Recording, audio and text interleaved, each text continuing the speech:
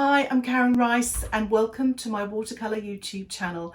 I'm going to be painting some sketches today, having a little bit of fun, and it's all about planning for a watercolour painting. I get lots of questions about how do I know where to start and things like that. So I thought this tutorial might really help you in that sort of planning process. So I really hope you're going to enjoy this tutorial and that it inspires you maybe to do some sketches, preliminary sketches before you start watercolour painting. It can also really help you with your confidence. And the other great thing about this, it does take pressure off. And it doesn't take too long as well, especially if you don't have a lot of time, but you want to get your art therapy in there. So shall we get started? When I'm ever out and about, I'm always looking for inspiration for painting. So this was my little view in the woods, and this tree caught my eye with the forget-me-nots underneath, and I thought that would make a perfect watercolour painting. So that's the source of my inspiration. So I decided to take a photograph of the scene, and this is the photograph, and you can see up close it has so much texture and details. There's so many different ways of painting this, and this is what inspired me. So I'm going to paint now 4 little sketches using lots and lots of different techniques, planning maybe for a larger painting, but just working out ideas, how to start a painting, what materials to use, what colours, etc. So I hope you're going to find this useful. And for a link for the photograph and a full list of materials with Amazon links, if you'd like to purchase any of them, you can find in the description below. Similar to a tutorial I did a couple of weeks ago, I've divided my 14 by 10 inch watercolour block into 4 using my framing tape, which is like masking tape. So I've not stretched the paper at all, even though it looks a bit like that. And the top left hand corner, I'm using masking fluid, which I quite like using, even though it has got its flaws as well. It's quite useful. So I've sketched in the tree pretty much like how it is in the photograph, and used masking fluid to mask out the flowers and some light on the tree.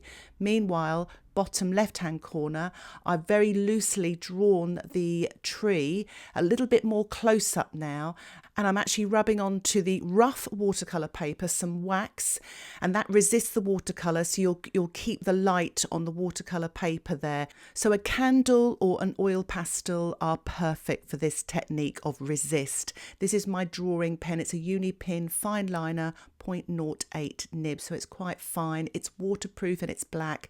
I'm just sketching in now on rough paper. I would choose for pen and wash, ideally hot press paper. It's perfect for pen and wash, or cold pressed. Rough's a little bit too toothy in a way, but I'm actually painting now wet on dry. Some colours here using yellows, ceruleans and Moonglow by Daniel Smith as well, with my size 6 brush, and just sort of tickling the paint on.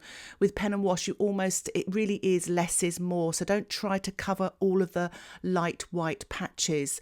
I will put a little video on my channel next week just of me painting this pen and wash. I thought it might be useful for you guys. I love pen and wash. I don't do enough of it really. I absolutely love it. It's a great way of sketching for a watercolour painting, working out your ideas. And as you can see here, my viewpoint is very much, as you saw that little bit of video, that's the sort of scene. I'm sort of painting that tree and the little forget-me-not flowers further away. So trying out different ideas, see what works for my painting. And I'm using a bit of cerulean now for the sky, just tickling that pen and wash on, wet on dry, just dropping in some darks. Just to say about pen and wash, don't go too dark. Let the pen almost do the shadows for you. Otherwise, the painting will look a little bit flat and laboured. Try to keep the washes really nice and transparent. And a really good piece of advice is, besides less is more, just only do 2 layers and wait for each layer to dry in between. Really be minimalist in the watercolour. The pen, the drawing is very important as well. So I'm just painting on some dark here on the right hand side of the tree, really sort of exposing that light on the left. Really, that's the thing that really caught my eye, the light on the tree on the right, but also the forget-me-nots. So while that's drying off there, I'm actually drawing with a watercolour pencil. and I'm just sketching away here with a green watercolour pencil. It's extremely loose, and this is a really, really close-up version of the tree, as close as I could get without it distorting it, and it could also look abstract, which would be quite nice as well. I'm using a blue watercolour pencil there as well to draw in some of the forget-me-nots, and now I'm working wet in wet using my size 10 brush. You may notice I've actually written down some of the techniques I'm using. I start to add to those as I go on. I get really kind of into these sketches. It's so much fun. As an artist, I've been painting for years, and I gave myself the opportunity, even though I'm filming and doing a tutorial here, I really found this helpful to me. I don't often give myself the opportunity to paint 4 individual paintings like this and try out all my techniques on just one subject. I usually just do one sketch. So this is great for me. So I'm spattering here, I'm painting wet on wet, using my size 6 brush, and I'm using Ultramarine with Quinacridone Magenta, or you can use Ochre Rose to create that forget-me-nots colour. I'm also sprinkled some sea salt on and use my plastic card to create texture on the trees. I mean, it's all there. I've just gone crazy with this one, but it's thoroughly enjoyable, and this is where the art therapy comes into it. So while that's drying off, I'm painting wet on wet here, top left, and I've mixed up the blue and the pink again for the forget-me-nots, and cerulean and yellow for the greens.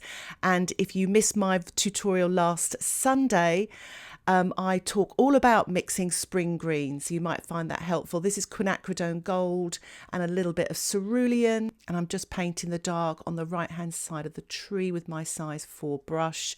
And now I've used some of the watercolour pencils with an emery board to scrape on the tip of the pencil for it to release some pigment to sort of create texture for the forget-me-not flowers. It's a really nice technique, especially if you don't have Brusho, which is what I'm going to use on the bottom left little painting. I'm also using my watercolour pencil to paint or draw in grasses onto the damp surface as well to create even more texture. And I'm using a dark brown now on the right hand side of this tree. It is damp, so the watercolour pencil, the pigment sort of dissolves quite nicely. It's really fun to do. It really creates texture and darks.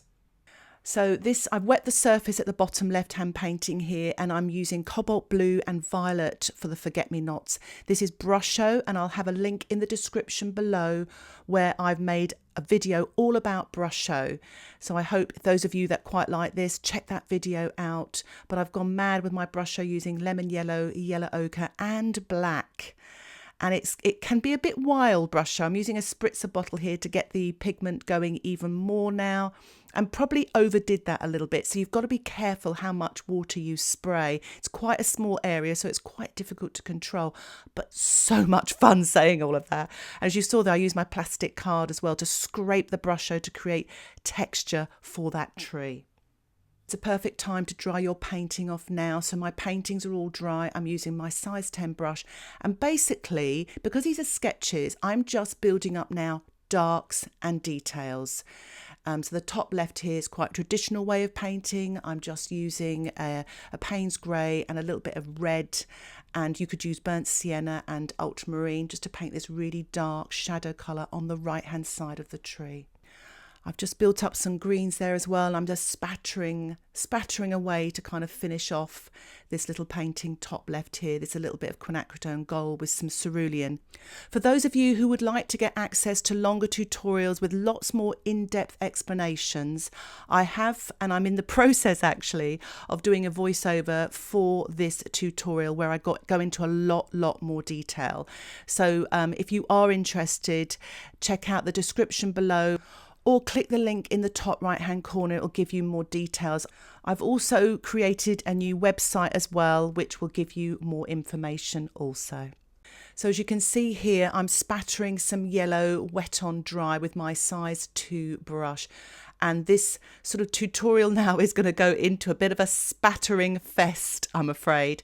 But yellow's a really good colour because that Brusho little painting lost a bit of the light. So I'm using yellow, and I'm going to use white gouache and the blue for the forget-me-not colour flowers to get back some more light, or the illusion of light. I'm just brushing off the salt here. It went a little bit mad. Again, it's such a small little painting and I use too much salt really. But I'm just using a darker wash now, painting over the top wet on dry with my size 10 brush, just to paint in the shadow of the tree there. I'm just using my plastic card now and just scraping out some of this damp paint. If it runs back too much on itself, it's too wet, so just wait a little bit longer. But I'm also printing with it to create some textures. The salt looks lovely in the background there. I've painted a few foreground grasses in now using the yellow and the cerulean, and now I'm spattering some of the yellow as well, again to create light. And I'm also spattering the ultramarine with the white as well, just to really sort of finish off this little painting. I thought I'd put a little bit more shadow on my tree, the star of my show, on my pen and wash sketch here. And I'm using, you can use a Paynes grey, I'm using Moonglow here, just wet on dry, and just painting a little bit of a cast shadow as well. It really brings that tree forward. So I'm really sort of composing my pictures here, planning maybe for a larger painting, and just painting some darks in the foreground grasses as well. My painting has dried top left and I've removed the masking fluid. I'm just spattering now some blue with white, or just blue on its own, wet on dry in the flower area there, and just glazing in very, very thin washes of green where I sort of got lots of light marks from the masking fluid. Giving this bottom right here another little spatter with ultramarine with a touch of pink and a touch of white there. Well, giving everything a spatter really. I told you it'd be a spatter fest. It's just for me to stop fiddling really and stop overworking my paintings, and just to give a little bit more light, texture and detail. So here is the 4 little sketches with the framing tape removed. I can't believe how different they looked, and I really enjoyed the process. It was quite nice as well, just using the same subject and changing it around, using different techniques.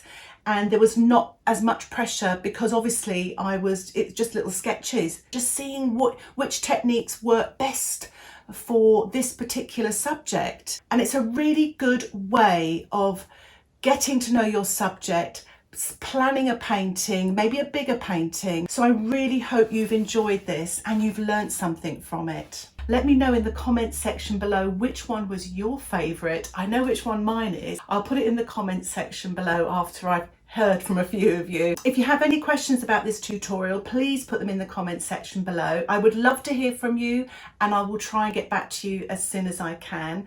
And if you want to see more tutorials like this, why not subscribe to my YouTube channel where you'll get updates of my latest tutorials. Thank you again for watching. Happy painting. Bye for now.